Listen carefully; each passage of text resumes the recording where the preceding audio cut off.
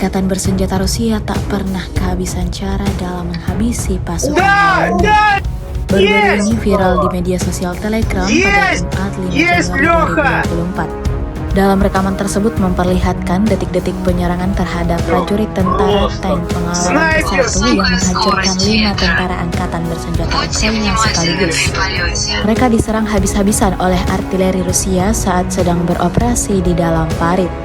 Di antara 5 prajurit tersebut diketahui 3 prajurit lainnya alami luka-luka.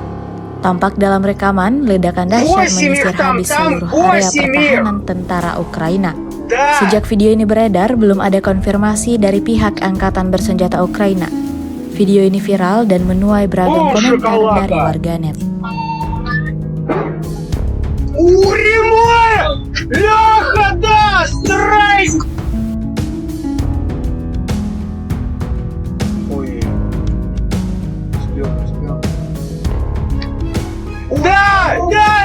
Есть! Есть! Есть, Леха!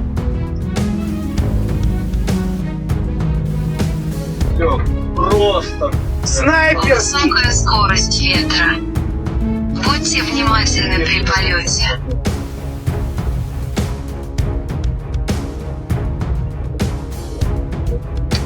Да, жгутуются, Лех!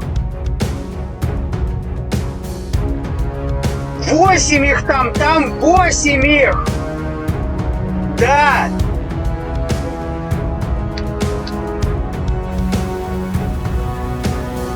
Бум, шоколада!